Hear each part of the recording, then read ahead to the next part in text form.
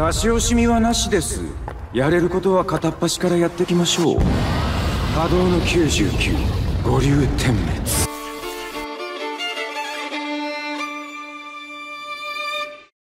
Aujourd'hui, on continue avec Ken Furrier Onward, puisqu'on va s'attaquer au tome 2, qui lève le voile sur les origines d'Ikone et sur le plan de Tokinada, en plus de nous proposer des combats dangereux. Vous l'avez remarqué, cette vidéo est plus courte que celle sur le tome 1, et c'est tout simplement parce que le tome 2 est beaucoup plus long, donc j'ai choisi d'en faire plusieurs vidéos qui retraceront les moments forts. Mais vous inquiétez pas, je couvrirai l'intégralité du tome, et vous manquerez rien. Bref, vous l'aurez compris, aujourd'hui on va se concentrer sur Urahara et Isagi, car à la fin du tome 1, le chef du bulletin du Seireitei se rendait dans le monde réel, afin d'y interviewer Urahara, qui en sait un rayon sur la guerre face au Quincy et sur Soul Society en général. Et vous connaissez tous Urahara, il va faire un peu le con et tenter d'escroquer Isagi au calme, avant de passer aux choses sérieuses. Il sait des choses très troublantes sur le passé des Shinigami, qu'on ignore encore à ce moment-là de l'histoire, et en discutant avec lui, Isagi va lui parler d'Ikone, le jeune servant de Tokinada. Bien entendu, Kisuke est au courant que le chef de la famille Tsunayashiro compte faire du sale, vous connaissez le phénomène encore une fois, et il a prévu des mesures. Comme dans le tome 1, on insiste pas mal à nouveau sur la naïveté d'Isagi, et aussi sur le fait que, contrairement à quelqu'un comme Ichigo, il n'a pas ce statut de héros surpuissant, mais possède tout de même en lui quelque chose d'inestimable.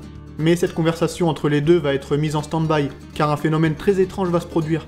Alors que le magasin d'Urahara se retrouve encerclé par des ennemis louches, la ville de Karakura se voit isolée, comme coupée du monde.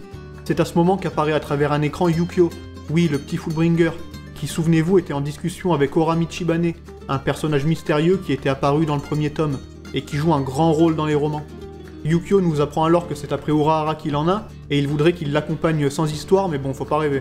En tout cas, sachez que tout cela fait partie du plan de Tokinada, et même si dans le tome 1 on ne connaissait que son but final, il semble que ce dernier est déjà très en avance, ce qui obligera par la suite le Gotei 13 à agir vite, mais on n'en est pas encore là.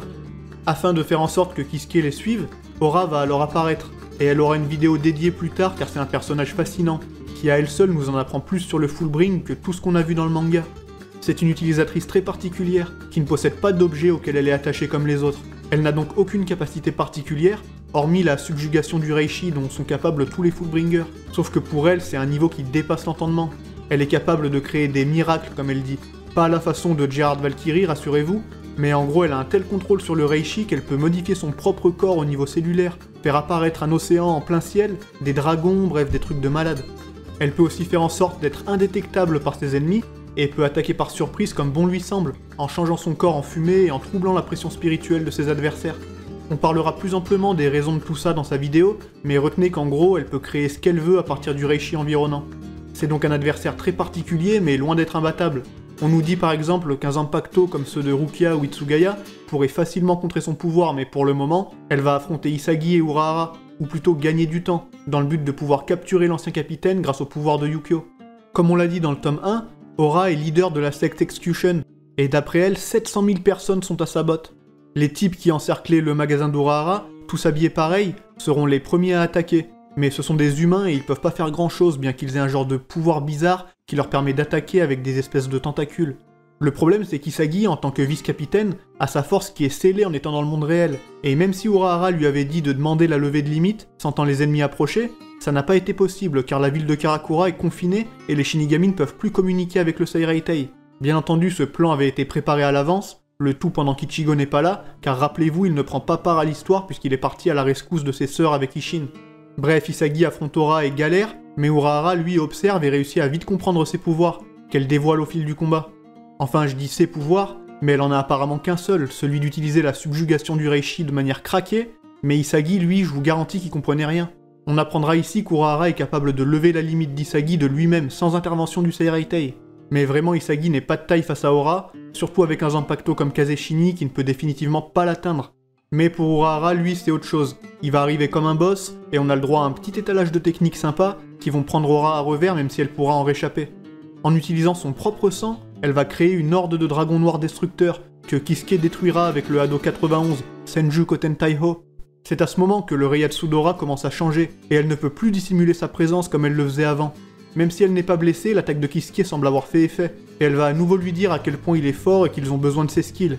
Parce que oui, depuis le début, elle est genre ultra impressionnée de l'intelligence et de la sagacité de l'ancien capitaine, et si son groupe a besoin de lui, c'est pour une raison simple, ils veulent qu'il crée à nouveau un Hogyoku. Et là vous vous dites Togyoku, Ikone, Tokinada qui veut faire un nouveau roi des esprits. Bah oui, Aura fait aussi partie des manigances de Tokinada, et sa mission est donc de capturer Kisuke pour le compte de l'aristocrate. Et c'est pas tout, on apprend avec la backstory d'Aura que quand elle a rencontré Tokinada pour la première fois, celui-ci lui a appris qu'elle possédait en elle un des organes du roi des esprits. Mais tout ça on en reparlera plus tard.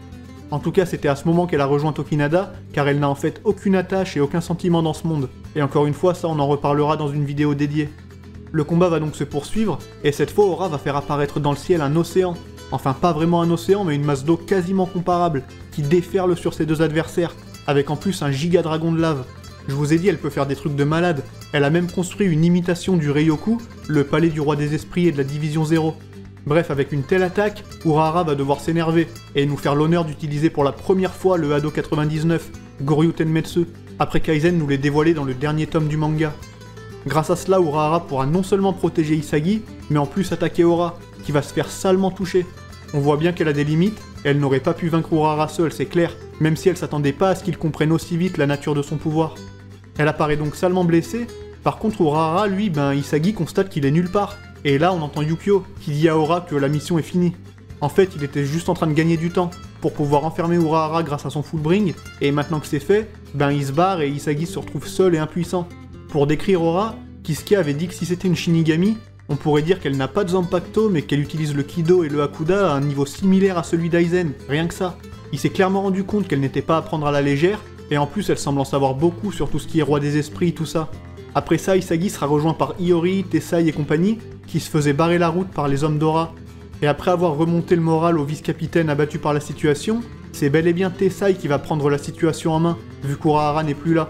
Et en examinant les hommes d'Aura, ils vont faire une découverte très étrange, qui permettra d'apprendre un point essentiel du plan de Tokinada. Mais ça, on en reparlera dans les autres vidéos. Quoi qu'il en soit, j'espère que vous aurez apprécié cette première vidéo sur le tome 2 de Can't Fear Your Own World, que je trouve personnellement très très bon. Et là, on commence juste. Il reste du très lourd à venir, alors j'espère que vous serez de la partie, et comme d'hab, je vous remercie pour votre soutien au fil des vidéos.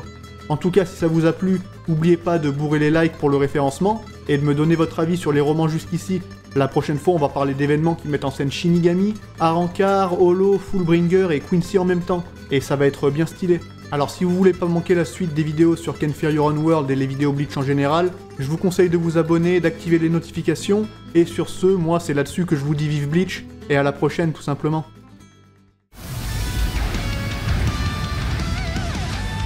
ここは一つ技術開発局としての基本に立ち返ろうじゃないかね。